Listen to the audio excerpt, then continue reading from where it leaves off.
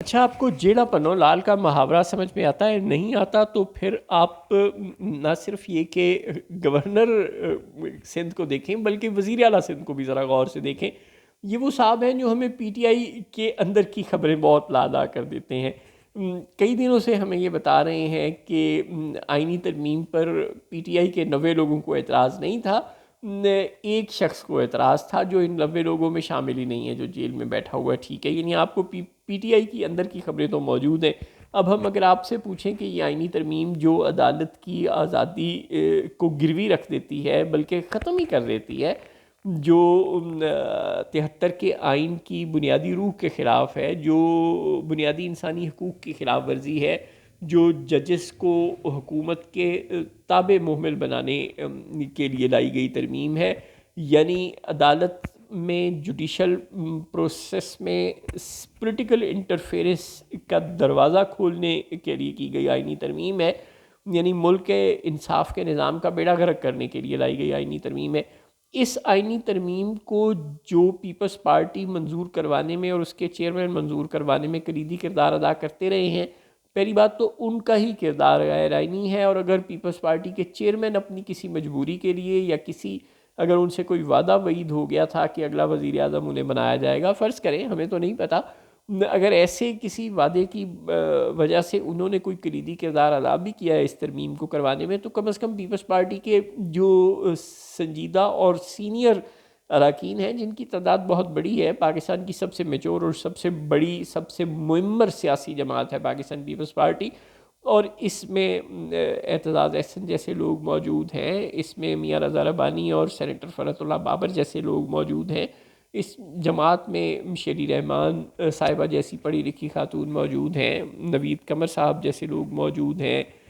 سید خورشید شاہ اور مخدوم امین فہیم صاحب کے چھوٹے بھائی، اور یہ سب لوگ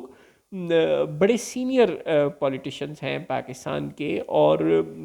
پاکستان کی آئین ساز جماعت ہے پاکستان پیپلز پارٹی. لہٰذا ہمیں تو مراد علی شاہ صاحب پی ٹی آئی کے 90 لوگوں سے کوئی پرابلم نہیں ہے. آپ کے بھی جن لوگوں نے ووٹ دیا، چاہے ان کی تعداد 90 نہیں تھی، 60 ہی تھی، ان سے بھی ہمیں تو افسوس ہے کہ انہوں نے بھی اس ترمیم کے حق میں کیوں دیا. ووٹ دینا تو انہیں بھی نہیں چاہیے تھا. لیکن بہرحال اگر آپ ایسی ترمیموں کے حق میں ووٹ دے رہے ہیں اور آپ کسی وعدے کی وجہ سے مجبور ہیں جو مبینہ طور پر آپ کی جماعت کو کسی موجودہ سیٹ اپ میں یا اگلے سیٹ اپ میں کوئی زیادہ پوزیشنز دینے کے لیے کیے گئے ہوں گے،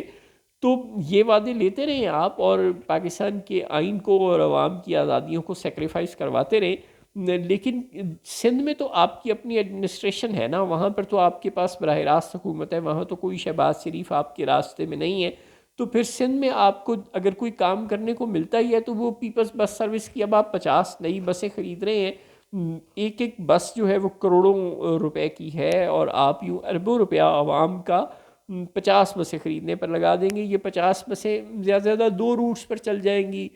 کراچی کے 2 روٹس پر یہ بسیں روزانہ چلیں گی. تو فرض کریں بہت زیادہ، اگر 1 لاکھ لوگوں کو اللہ معاف کرے، اللہ معاف کرے، ان بسوں سے ایک مہینے میں فائدہ ہو جائے گا. تو اگر آپ انہی پیسوں سے، جو کہ آپ کئی ارب روپے کی یہ بسیں خریدیں گے، 50 بسیں ہیں، کوئی مذاق تو نہیں ہے، انہی روپوں سے کیا آپ نے سوچا ہے کہ سندھ کے کتنے سینکڑوں سکول جن میں گائے بھینسیں بندھی ہیں اور جن کی عمارتیں بوسیدہ ہیں یا جن کی عمارتیں ٹوٹی ہوئی ہیں، جن کے اندر پانی اور کیچڑ کھڑا ہوا ہے، ان عمارتوں کو صاف کروانے میں، ان کو اپ گریڈ کروانے میں، ان کی تعمیر و مرمت کروانے میں، اور انہی پیسوں سے سینکڑوں سکول چلانے میں آپ کو مدد مل سکتی تھی. جی ہاں، 1 2 نہیں، سینکڑوں سکول جو اپنی بوسیدہ عمارتوں کی وجہ سے کام نہیں کر رہے انٹیریئر سندھ میں، اس طرح کے سینکڑوں سکول آپ ان پیسوں سے ٹھیک کر سکتے تھے. درجنوں ہاسپٹلز بھی، جو ڈسپینسریاں ہیں اور چھوٹے چھوٹے ہسپتال ہیں مختلف تعلقوں میں، تحصیل ہیڈ کوارٹرز میں اور دیہاتوں میں، ان ہاسپٹلز کو آپ اپ گریڈ کر سکتے تھے، ان میں ادویات فراہم کر سکتے تھے، ڈاکٹرز کی اپوائنٹمنٹ کر سکتے تھے، ان کی حالت بہتر بنا سکتے تھے. یوں بے شمار اچھے کام آپ ان پیسوں سے کر سکتے تھے، جن کے بینیفیشریز کی تعداد بہت زیادہ ہوتی ہے. اگر آپ اس طرح سے لوگوں کو کمپنسیٹ کرنے کی کوشش کرتے تھے ہیلتھ اور ایجوکیشن کے سیکٹر میں یا کسی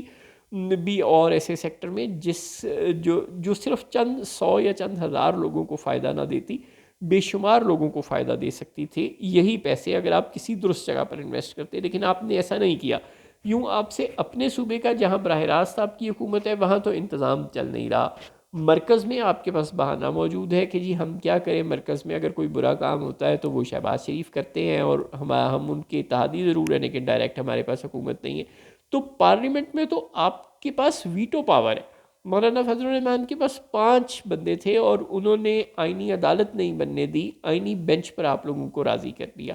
تو آپ کے پاس تو 60 لوگ ہیں. مراد علی شاہ صاحب، آپ لوگوں نے پارلیمنٹ میں کیا کردار ادا کیا؟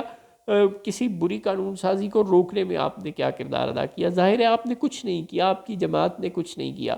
تو جب آپ سے اپنے صوبے میں بسیں خریدی جا رہی ہیں، چونکہ ان پر محنت نہیں کرنی پڑتی، ان کو مستقل مانیٹر نہیں کرنا پڑتا، بس باہر سے خریدی اور اللہ اللہ خیر صلی اللہ، اور اگر کوئی کمیشن ومیشن مبینہ طور پر کسی کا بن جائے تو اچھی بات ہے، نہ بنے تو خیر ہے، ٹھیک ہے نا. تو آپ یہ والے کام تو کر رہے ہیں، لیکن کوئی اسکول، کوئی کالج، کوئی ہاسپٹل نیا بنانے کی نہیں، پرانوں کو ٹھیک کرنے تک کی ضرورت آپ محسوس نہیں کر رہے. اسی سے ہم آپ کی ترجیحات کا بہت اچھی طرح سے اندازہ لگا سکتے ہیں. تو پھر آپ برائے مہربانی ہمیں یہ نہ بتائیں کہ پی ٹی آئی نے کیا کیا اور عمران خان کیا چاہتا ہے اور پی ٹی آئی کے باقی لوگ کیا چاہتے ہیں، اور یہ کہ عمران خان اور پی ٹی آئی میں کوئی ڈفرینسز ہیں یا نہیں ہیں. ہمیں اس سے کچھ سروکار نہیں ہے. ہمیں تو یہ ہے کہ آپ کے پاس تیسری دفعہ سندھ کی وزارت اعلیٰ ہے اور آپ نے اتنے سارے ٹینیورز میں عوام کی بھلائی کے لیے کون سے فلیگ شپ پروجیکٹس مکمل کیے ہیں.